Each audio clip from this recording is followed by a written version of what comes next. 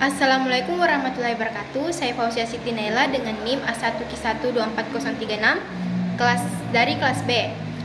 Di sini saya akan menganalisis berita SMA Negeri 1 Cimargi, Kabupaten Lebak, Banten. Berita ini berisi tentang kepala sekolah yang menampar muridnya karena ketahuan merokok.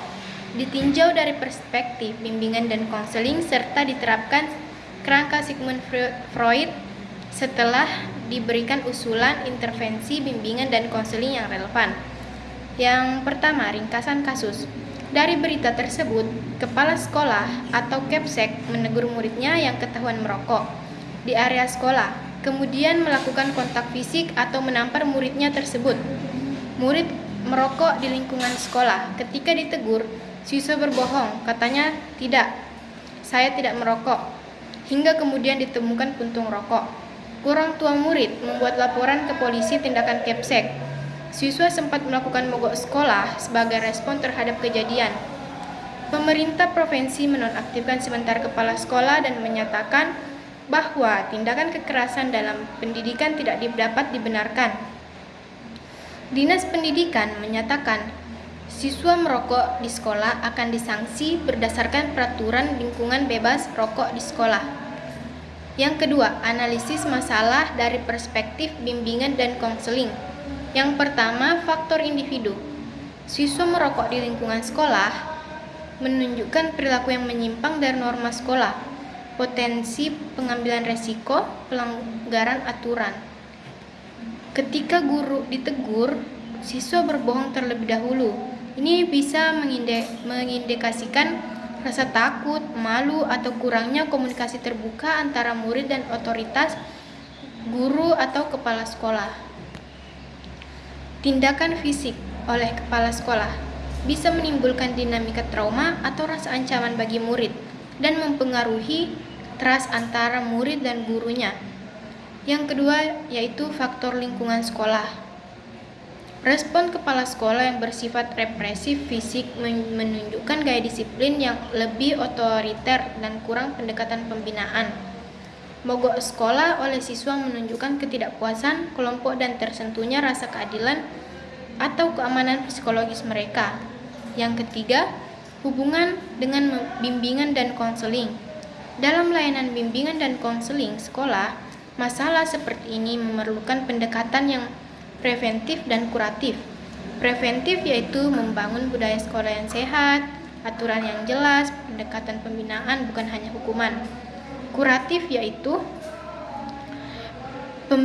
pendampingan siswa yang terlibat merokok agar memahami motivasinya, konsekuensinya, dan membangun komitmen perubahan. Konselor sekolah perlu ikut serta, orang tua perlu diajak, guru atau kepala sekolah perlu diberi pembekalan dalam manajemen konflik dan komunikasi asertif. Konflik seperti ini juga bisa dilihat sebagai kesempatan untuk mengembangkan karakter, pembelajaran nilai, dan memperkuat iklim sekolah. Adapun dalam konteks kasus ini, siswa yang merokok bisa dilihat sebagai manifesti id-nya, yaitu dorongan untuk merokok, kenikmatan, pelanggaran aturan, mungkin ingin bebas atau menantang. Jadi siswa di sini lebih mementingkan kesenangannya daripada memikirkan konsekuensinya dan apa yang akan terjadi nanti bila dia melakukannya.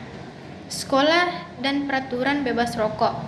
Juga norma moral lingkungan sekolah atau keluarga merupakan bagian dari super ego yang internal bagi siswa walaupun mungkin belum kuat. Ego siswa seharusnya berfungsi mengatur antara keinginan merokok yaitu id dan norma sekolah atau keluarga yaitu super ego, dan mempertimbangkan realitas sekolah, aturan sekolah, dan konsekuensinya. Terjadinya pelanggaran menunjukkan ego siswa mungkin belum optimal dalam menyeimbangkan antara id dan super ego. Tindakan kepala sekolah yang mungkin di sisi super ego sebagai agen moral sekolah dalam bentuk pemukulan fisik bisa memunculkan konflik ego. Siswa merasa terancam dan disalahkan keras, juga menimbulkan resistensi mogok sekolah. Dari sisi lain, dari sisi sekolah, kepala sekolah bertindak sebagai superego keras tanpa cukup memperhitungkan realitas psikologis siswa dan fungsi ego mereka. Hal ini menimbulkan disfungsi, bukan perubahan konstruktif. Dengan kata lain, ketidakseimbangan antara keinginan siswa, superego, aturan dan norma moral sekolah atau keluarga, dan ego, kemampuan siswa mengintegrasikan keduanya dalam realitas menyebabkan manifestasi perilaku merokok dan konflik. Layanan bimbingan dan konseling dapat membantu memperkuat ego siswa, kemampuan mahasiswa untuk membuat pilihan sesuai norma dan realitas, memperkuat internalisasi superego yang sehat, memahami nilai dan norma bukan hanya hukuman, serta menyalurkan id-nya ke arah yang lebih sehat, misalnya alternatif kegiatan positif, pengalihan, atau dorongan. Rekomendasi intervensi bimbingan dan konseling. Berdasarkan analisis berita di atas, ada beberapa saran dan langkah intervensinya. Yang pertama, untuk siswa yang merokok. Sesi konseling individual, mengeksplorasi motivasi merokok, misalnya tekanan teman, keinginan eksperimental, ataupun stres. Edukasi tentang konsekuensi merokok serta nilai norma sekolah atau keluarga membantu internalisasi superego yang sehat. Pelatihan keterampilan pengendalian diri, menguatkan ego, bagaimana menghadapi godaan merokok, bagaimana menolak tawaran teman, bagaimana memilih alternatif positif. Program pengalihan, arahkan ke kegiatan positif seperti olahraga, ekstrakurikuler, sehingga dorongan impulsif id-nya tersalurkan ke konstruktif. Yang kedua, untuk lingkungan sekolah, khususnya kepada kepala sekolah, guru, dan pihak tata tertib.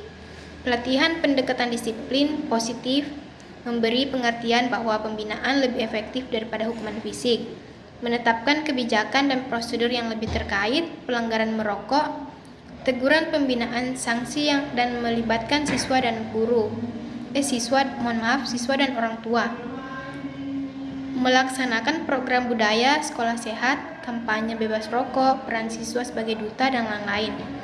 Melibatkan orang tua dan pihak keluarga dalam pembinaan siswa. Komunikasi terbuka antara sekolah dan keluarga berperan pengawasan orang tua.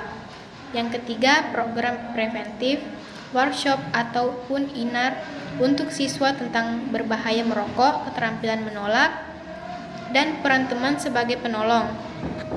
Program mentor teman sebaya agar tidak merokok.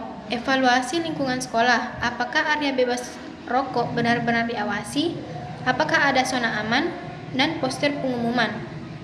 Yang keempat, monitoring dan evaluasi, pemantauan rutin terhadap pelanggaran merokok terhadap dokumentasi pembinaan. Evaluasi efektif program, misalnya pengurangan jumlah siswa merokok setelah intervensi. Konseling berkelanjutan bagi siswa yang menunjukkan perilaku berulang. Kaitannya dengan Sigmund Freud, secara ringkas menegakkan perilaku sesuai norma dalam sekolah bukan hanya soal memaksa superego yang kuat, tetapi membantu ego siswa berkembang sehingga bisa mengelola id dalam kerangka realitas dan norma. Ketika ego tidak cukup, dorongan id bisa menang atau norma superego yang terlalu keras seperti hukuman fisik bisa menimbulkan dampak negatif seperti resistensi atau konflik internal.